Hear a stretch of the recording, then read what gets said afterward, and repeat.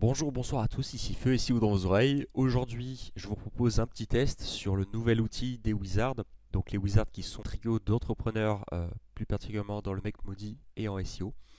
Et leur outil propose, comme vous l'avez vu dans le titre de la vidéo, outil de rédaction IA, optimisé justement pour Google, pour le SEO plus particulièrement, donc pour ranker sur des requêtes thématiques. Donc dans cette vidéo, on va décrypter, on va faire rédiger justement à cette IA des articles SEO, un article SEO pour le test. On va décrypter aussi tout ce qu'on peut faire du coup avec cet outil. Et je vais vous donner mon avis impartial du coup, de manière à ce que vous, justement vous l'utilisiez ou non, et pour quel cas de figure, quel cas d'utilisation concrète vous pouvez l'utiliser dans vos stratégies de netlinking ou même simplement de blog SEO.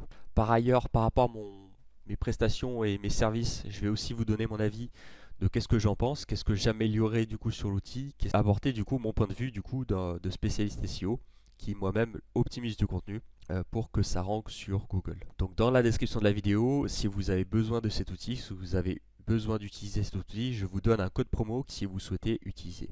On va s'attarder un petit peu sur la page de vente, du coup, l'accueil en fait en soi. Donc on voit qu'on peut faire pas mal de choses. Donc bien sûr, on a fonctionnalité autopilote. Donc en fait, vous rentrez simplement votre mot-clé avec quelques sources du coup en URL ou sans source, hein, ça peut très bien fonctionner sans. On peut aussi faire en mode avancé, donc vraiment tout détailler de A à Z, rentrer des titres, mettre le meta title, la meta description qu'on souhaite, et en fait l'outil va nous générer bien sûr des articles comme on l'a demandé. On a une partie aussi affiliation, donc si vous avez besoin justement, si vous avez un blog d'affiliation, de faire la corrélation entre un article de blog et votre produit que vous souhaitez vendre. Une partie e-commerce qui n'est pas encore disponible à l'heure où j'enregistre cette vidéo. Les updates, du coup, ça sera pour la suite. Le local qui est aussi à venir et le Discover qui sera à venir aussi. Alors pourquoi cet outil justement se démarque par rapport aux autres? C'est parce qu'en fait il va directement chercher l'information par rapport à la SERP. Nous ce qu'on veut c'est d'avoir quelque chose qui est pertinent. Donc une qualité d'information qui est propre, des informations qui sont pertinentes. Et on ne veut pas noyer en fait l'utilisateur, un agrégat, on va dire une bouillie SEO, ce qu'on appelle, donc du test qui n'a aucun sens et qui est juste fait pour ranker pour Google. En fait, cet outil permet de faire ça. Donc déjà, de remplir les quotas qualité de champs sémantiques dans un premier temps. Et un deuxième temps, de répondre à l'utilisateur, de répondre à l'intention de recherche à l'utilisateur. Parce que lorsqu'on veut, on va dire, rechercher une information sur, je sais pas, les arrosoirs, bah, on ne veut pas forcément qu'on ait justement une vente d'arrosoirs sur ce même article. En tout cas, que ça soit bien amené. L'outil propose un maillage interne optimisé, principalement justement en connectant votre WordPress, de manière à ce que justement vos articles se maillent entre eux pour faire un cocon sémantique assez optimisé en interne. Voilà, il y a un score aussi SEO. Donc ça par contre, je mets pas forcément mon aval dessus. Je rappelle que les scores SEO sont vraiment pas forcément impartials par rapport aux algorithmes de Google. Je m'explique.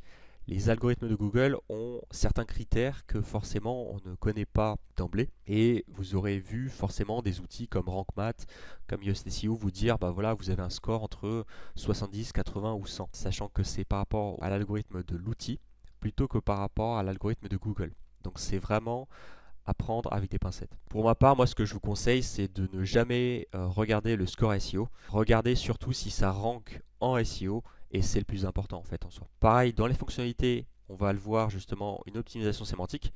C'est un petit peu, comme je l'avais dit, le champ lexical, hein, c'est le même synonyme, de manière à ce que justement vos articles un contenu riche dans la thématique qu'ils sont. Et le dernier point, justement, qui sera amélioré au fur et à mesure, c'est l'intégration du coup d'images générées par IA, donc avec un des meilleurs moteurs actuellement de génération d'images qui est Flux. Pour l'instant, la fonctionnalité est disponible uniquement sur de la feature image, donc c'est-à-dire que la miniature de votre article, mais je pense que sur du long terme, ça sera disponible du coup dans le contenu de votre article. Il faudra bien sûr au début rajouter des images sur votre article, mais ça, on a l'habitude dans des rédactions d'articles IA. Pour ce qui est des fonctionnalités à venir aussi, on aura une intégration WordPress qui est déjà là, mais surtout Shopify, qui vous permettra justement entièrement de planifier avec, j'imagine, une API directement vos articles qui seront en fait générés tout de suite et après publiés sur la plateforme du coup de votre choix, votre site en question.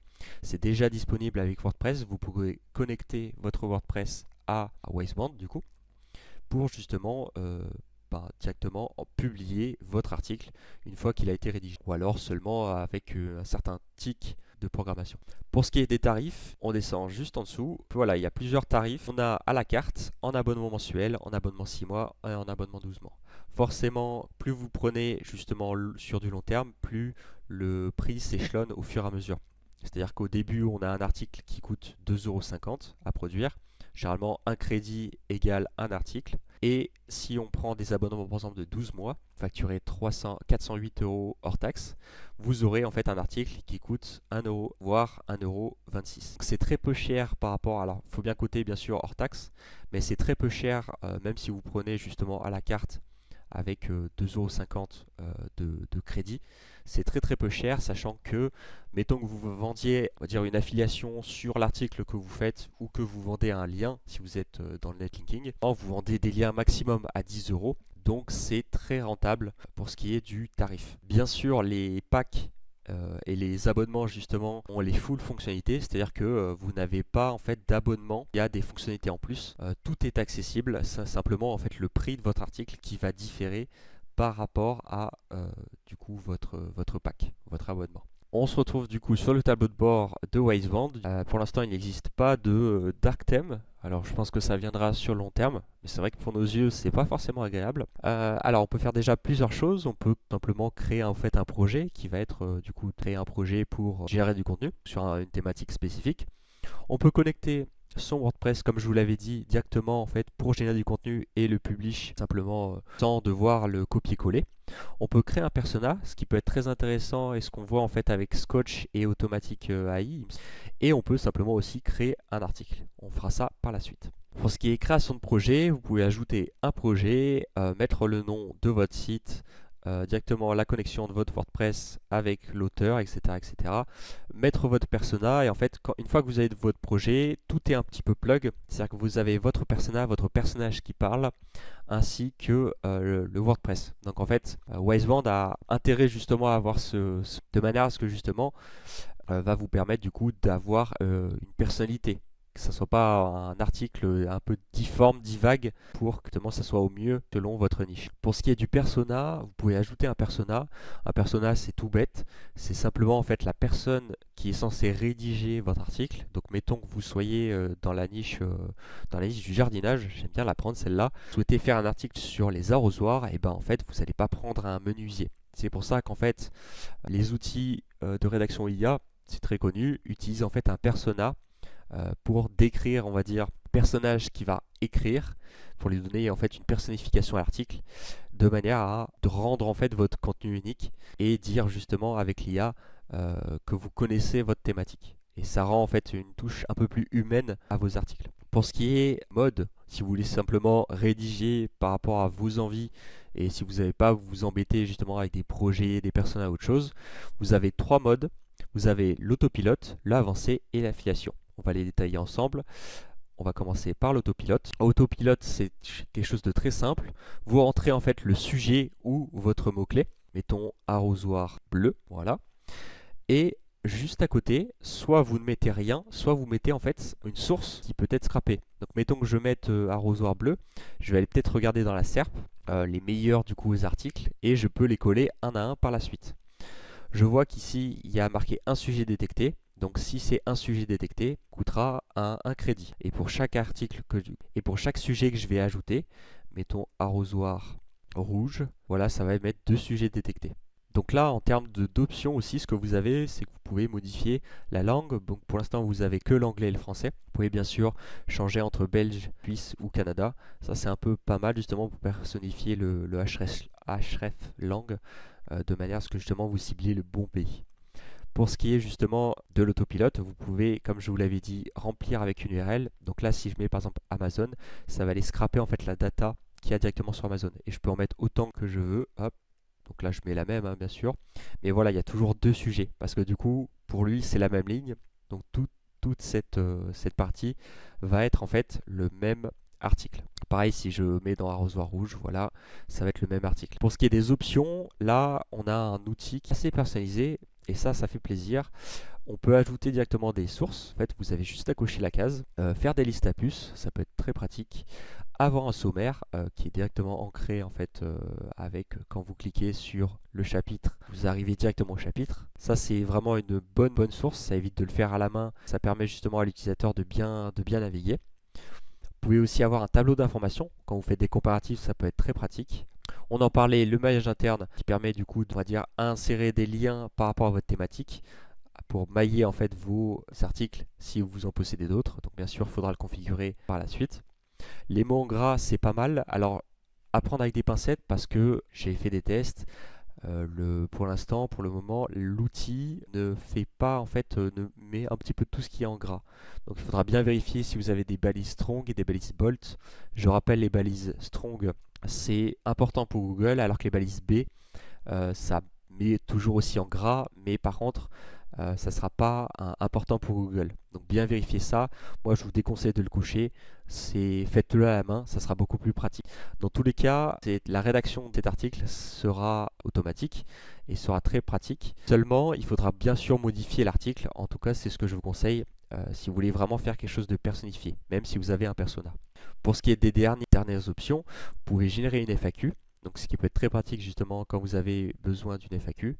Publier sur WordPress. Et le dernier, les images de couverture, donc les feature images qui vous coûtera 0,05 crédits, du coup qui sont générés avec Flux par rapport au sujet que vous allez lui donner. Donc on voit qu'il y a pas mal d'informations.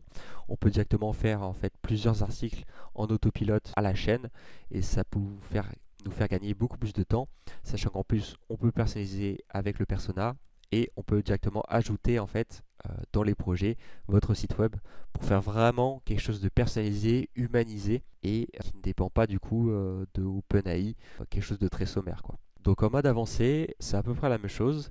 Le mode avancé permet pareil de cibler des mots-clés ou des sujets. Mais par contre là, c'est vous qui interagissez justement avec la requête et par rapport à votre sujet. Et ça vous donne un peu plus de personnalisation. Pareil, vous pouvez générer des audios, mettre des réseaux sociaux. Ça coûte un crédit et 0,05. Mais comme ça vous permet en fait de, on va dire, un peu plus planifier votre contenu. Et d'ailleurs après, quand vous cliquez sur mon contenu, ah non, on ne peut pas cliquer encore.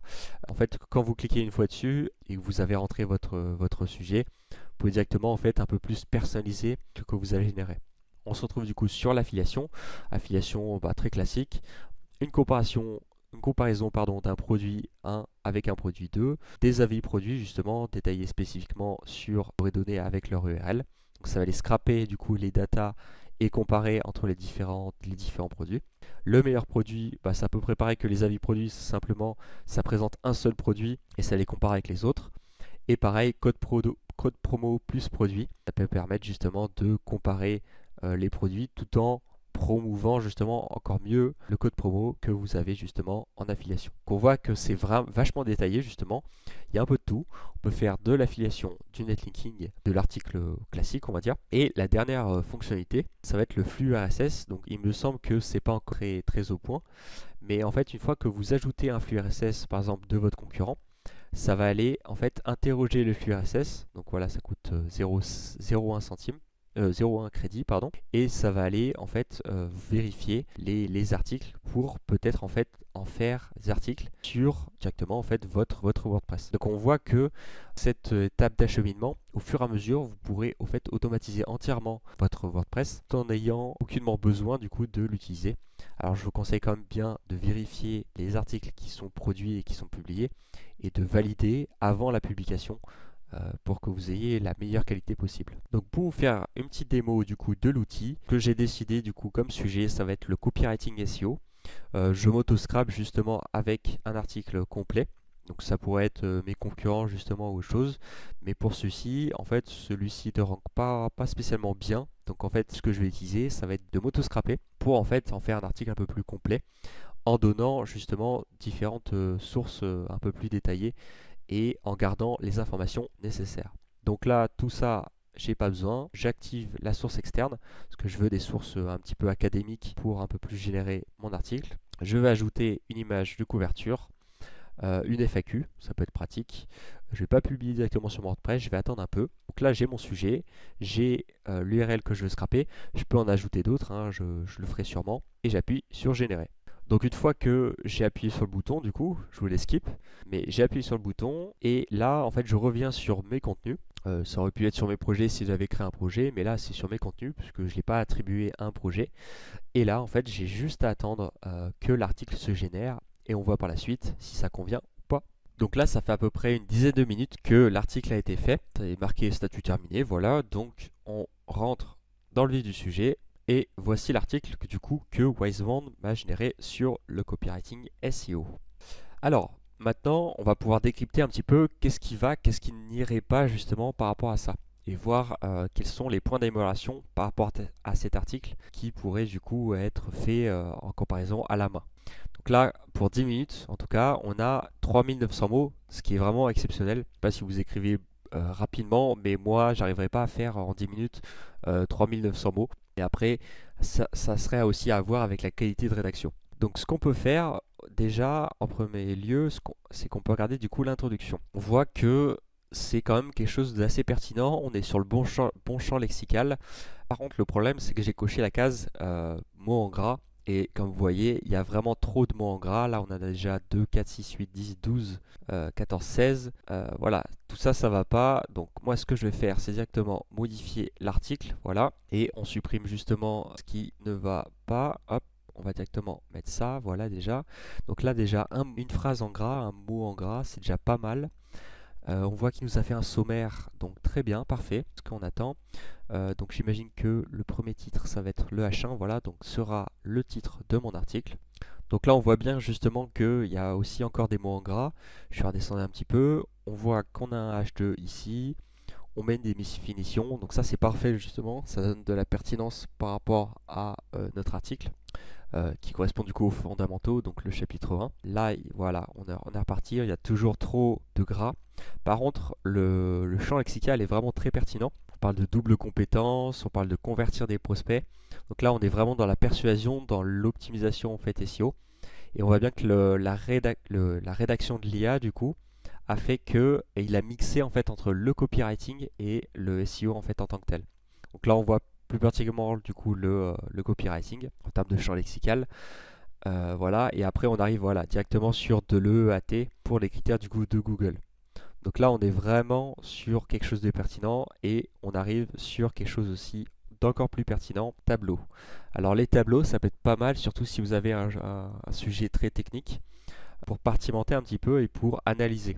Moi, je sais que je suis une personne très visuelle et je pense que la plupart des personnes sont très visuelles, mais quand vous avez un tableau justement, ça attire l'attention et votre visiteur peut aller beaucoup plus loin sur votre contenu sans pour autant développer, on va dire, des tonnes et des tonnes de texte. Sachant qu'en plus, le tableau en fait assez haut en fait dans l'article, ce qui permet du coup de capter un petit peu plus l'attention et de modifier. Alors j'ai remarqué par contre que les tableaux étaient plus ou moins bien remplis. Voilà, objectif principal, informer, éduquer, divertir. J'aurais pas mis forcément ça. Public cible vaste, non nécessaire en termes de comportement en ligne. Alors voilà, le problème en fait avec ce tableau, c'est que cette deuxième colonne n'a pas vraiment de sens en fait en soi. On nous parle de rédaction traditionnelle, moi j'aurais mis juste rédaction, ou alors type de rédaction, pour donner justement cette pertinence, parce que là on est vraiment un peu sur de l'inception, c'est-à-dire que on est dedans du coup en train de décrire ce qu'on nous-mêmes on fait en fait sur cet article. Souvent, ce qu'on fait en SEO, c'est qu'on va rechercher en fait des requêtes informationnelles, et les requêtes informationnelles sont souvent des problématiques. Donc, comment arroser son jardin, comment faire un texte pertinent.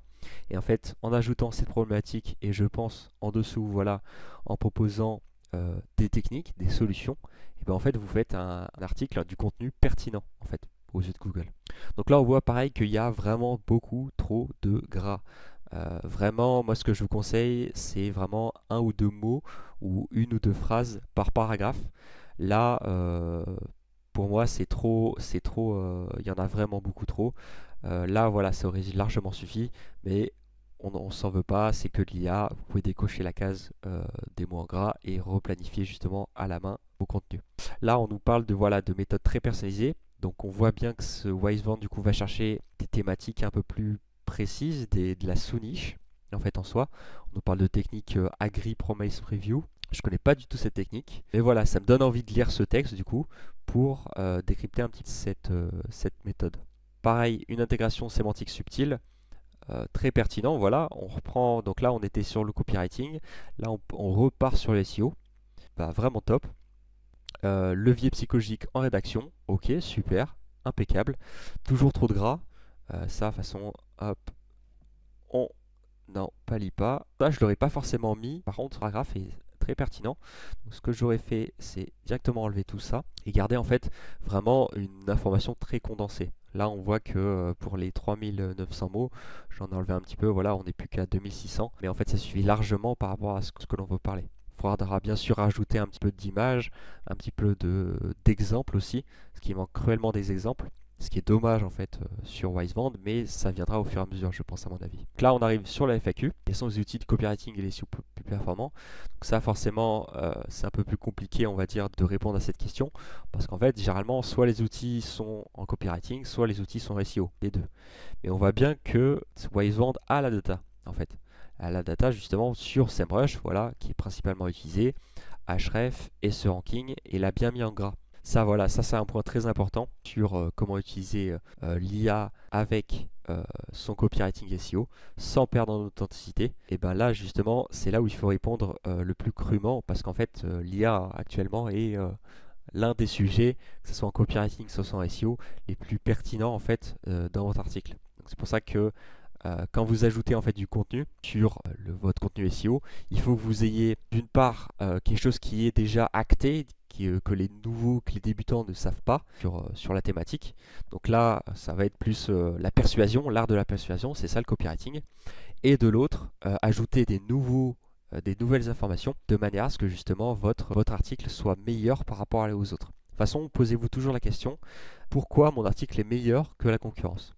Et si vous arrivez à répondre par oui à cette question, et ben en fait vous avez tout gagné en fait derrière. Donc voilà ce que je peux dire pour cet autopilote du coup de copywriting SEO. On voit qu'il nous a fait des images aussi. Donc là je peux choisir directement mon image, c'est top. Là on voit vraiment en plus que j'ai le texte SEO copywriting avec le keyword et tout. Bon c'est un peu difforme on va dire mais c'est vraiment pertinent.